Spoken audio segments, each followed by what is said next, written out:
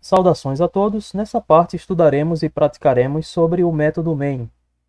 Esse método pertence ao Java e é o primeiro a ser executado pela JVM, que é a sigla para Java Virtual Machine, e que carrega e executa aplicativos Java. O método main é uma ponte entre processos Java e o seu código. Quando você desenvolve códigos Java para serem executados, pelo menos uma das classes desses códigos deve conter um método main, pois a partir dessa classe, seus códigos são processados e executados. Vamos entender basicamente como escrever o método main e o que são os termos que compõem a sintaxe do método. Esse aqui é um código que imprime a soma de dois números inteiros associados às variáveis x e y. Ao desenvolver o método main, precisamos declará-lo como público, o que permite que ele seja acessível e seja executado a partir da JVM. A palavra-chave static permite que o método main seja um método de classe, e é o que ele deve ser, o que dispensa a instanciação para sua aplicação. O método main possui o termo void, pois esse método não retorna valores.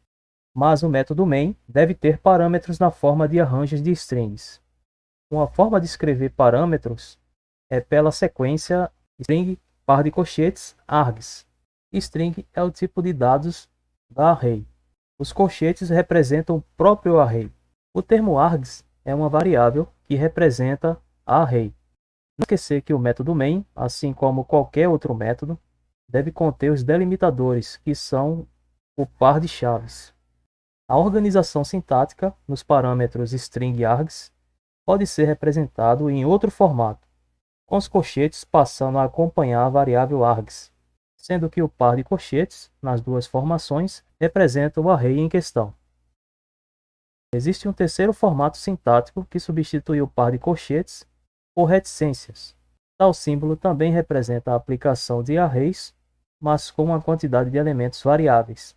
Daí o nome desse símbolo ser varargs, que significa arranjos com quantidades de elementos variáveis, de 0 a muitos elementos. Agora vamos explorar um pouco o método main e os seus parâmetros. Eu vou primeiro criar o meu arquivo. Eu vou chamá-lo de ordem.java. O próximo passo é criar a classe dentro do arquivo. Public class ordem, os delimitadores da classe, e aqui dentro eu vou criar minha função main. Ela deve ser pública, é o public static, pois é um método de classe, e o termo void, onde ele não retorna nenhum valor, e em seguida a nomeação do método main com os seus argumentos. Os argumentos é string, o par de colchetes, args, os delimitadores do método, e aqui dentro do método main eu vou desenvolver duas linhas de código. Eu vou solicitar a impressão de dois elementos que correspondem aos parâmetros string e args. Quando eu compilar e rodar o programa, eu vou informar os dois elementos que estão nessa array de strings chamada args, onde args é a variável. E aqui dentro do meu método main, eu vou solicitar a impressão, são duas linhas de impressão que eu vou solicitar, que é referente a dois elementos correspondentes aos meus parâmetros que estão em string args. A primeira solicitação de impressão é o system.out.println, e no argumento da função println eu vou solicitar o primeiro elemento, ele se chama args, e dentro dos colchetes o número 0. Ele representa o primeiro elemento dessa array de strings. A segunda solicitação é do segundo elemento, system.out, também .println, e aqui nos argumentos eu solicito o segundo elemento, a impressão do segundo elemento dessa array de strings, que está sendo representada pelo parâmetro string args. E este aqui é o meu programa. Eu vou salvá-lo, Ctrl S. Observem que eu não informei nenhum dos valores referentes à array de strings que está em string args, Essa informação eu farei via terminal, assim também como a execução desse programa aqui. Eu posso utilizar o terminal que está anexo ao VS Code. Esse terminal é o terminal do meu sistema operacional, Ubuntu, mas eu também posso abrir o meu terminal aqui à parte, através do Ctrl Alt T. Para que eu utilize o meu terminal propriamente, eu preciso ter acesso à pasta Java Codes. Eu utilizo a sintaxe cd, que é de command do Linux, espaço o nome da pasta, Java _ Codes. Eu tive acesso à minha pasta, eu estou nela, e aqui eu solicito a compilação do meu arquivo .java. Aqui eu utilizo a sintaxe javac, que é o compilador Java, que vai criar um arquivo .class a partir do meu arquivo ordem.java, e esse arquivo .class ele será executado pela JVM. Javac, o nome do meu arquivo, que é ordem.java. Eu vou teclar Enter. Quando o terminal não retorna nenhuma informação, é porque a compilação foi executada com sucesso.